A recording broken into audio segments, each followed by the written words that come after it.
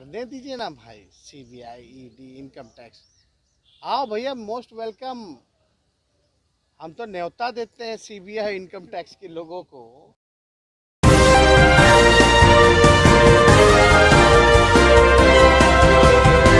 बिहार में नई सरकार के कमान संभालते ही आरजेडी नेता और उप मुख्यमंत्री तेजस्वी यादव फॉर्म में नजर आ रहे हैं। जहां उप मुख्यमंत्री पद की शपथ लेने के तुरंत बाद तेजस्वी यादव को रिपोर्टर्स ने घेर लिया और सवाल पूछे कि अब जल्द ही आरजेडी नेताओं के ऊपर ईडी, आईटी और सीबीआई के छापे पड़ सकते हैं। इस पर तेजस्वी यादव का कहना है कि मैं कहना चाहता हूं उन अफसरों से कि वो आए और हमारे ही घर में अपना दफ्तर बना लें या फिर पटना में अपना दफ्तर शिफ्ट करा लें, यही रहे हमारे पास। तेजस्वी यादव के सीबीआई, ईडी और आईटी को अपने घर में दफ्तर खोलने का न्योता देने की इस बात से तेजस्वी यादव ने ये बात तो साबित कर दी है कि उन्हें और आरजेडी को ईडी, सीबीआई और आईटी डिपार्टमेंट से डर नहीं लगता। आइए दिखाते हैं आपको ये वीडियो। करने दीजिए ना भाई। सीबीआई, ईडी, इनकम टैक्स, आओ भैया, मोस्ट वेलकम। हम तो न्योता देते हैं सीबीआई, इनकम टैक्स के लोगों को, ईडी के लोगों को कि आओ मेरे घर में दफ्तर खोल लो, तब जा कर के शांति होगी। और तब भी ना शांति हुई हो तो हम उससे ज्यादा हम क्या कर सकते हैं।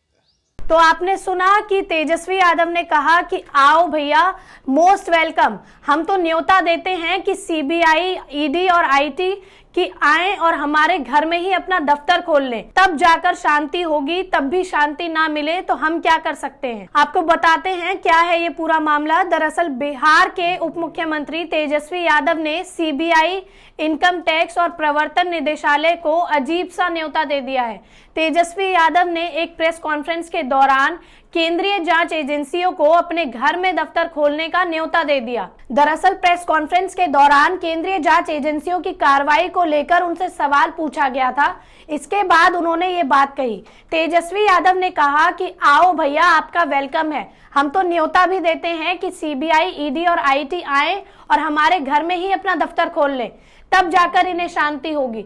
और तब भी शांति ना मिले तो कोई क्या करे, ये बताएं। दरअसल तेजस्वी यादव एक प्रेस को संबोधित कर रहे थे जब उन्होंने ये बात कही। बता दें, तेजस्वी यादव ने बुधवार को बिहार के डिप्टी सीएम पद की शपथ ली है। राजद नेता तेजस्वी यादव ने बिहार के उप मुख्यमंत्री पद की शपथ लेने के तुरंत बाद बुधवार को एक बड़ा ऐलान भी किया।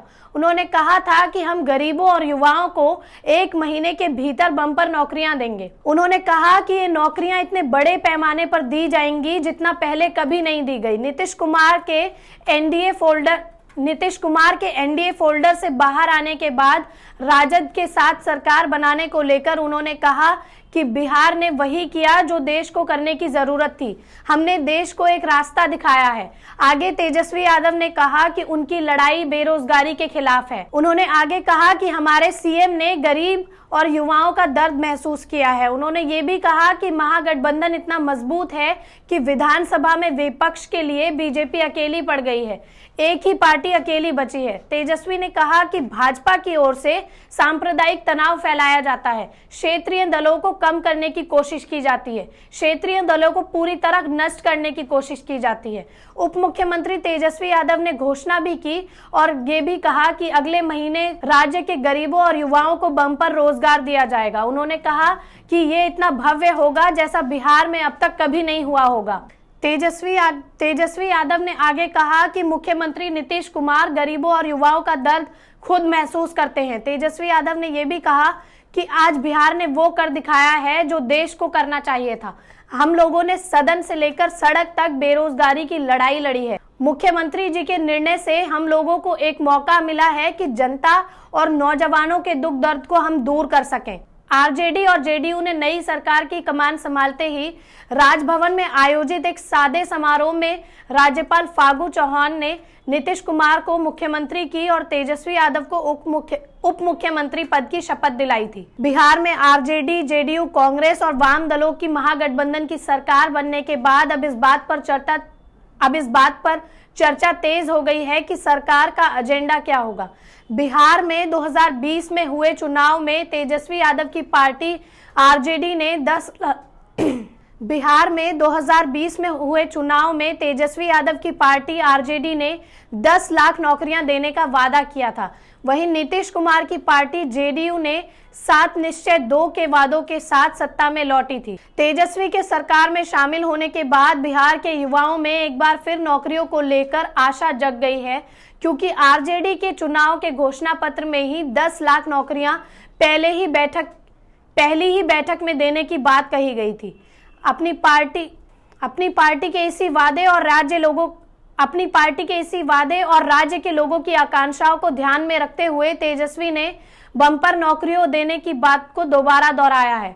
बिहार में बेरोजगारी और युवाओं का पलायन एक बड़ा मुद्दा बनकर सामने आया है। इससे पहले 2020 के विधानसभा चुनाव के दौरान तेजस्वी यादव ने कई बार ऐलान किया था कि अगर उनकी सरकार बनती है तो युवाओं को रोजगार देना उनकी सरकार की पहली प्राथमिकता बनेगी। इस दौरान सभा को संबोधित करते हुए तेजस्वी यादव ने कहा था कि सरकार बनने के बाद उनकी पहली प्राथमिकता 10 लाख बेरोजगार युवाओं को रोजगार देने की होगी और उन्हें आत्मनिर्भर बनाने के लिए वो हर संभव प्रयास करेंगे। तेजस्वी यादव ने कहा था कि सत्ता पक्ष के नेता किसी को गुमराह ना करें। तेजस्वी यादव ने उस वक्त ये भी कहा था कि उनके पास पूरी योजना भी तैयार है। उन्होंने ये भी कहा था कि हमारी सरकार ने गरीब, दलित, शोषित, पिछड़े और मजदूर वर्ग के सभी पेंशनधारियों को 400 की जगह 1000 रुपए प्रति माह देने का फैसला किया है। तेजस्वी के ऐसे वादों से बिहार के युवा उत्साहित थे। तेजस्वी यादव ने कहा था कि उन्होंने बुजुर्गों के लिए एक नया पेंशन का रोड मैप भी तैयार कर लिया। हमारी ये खबर आपको कैसी लगी हमें कमेंट कर जरूर बताएं। हमारे चैनल को लाइक, सब्सक्राइब और शेयर करना ना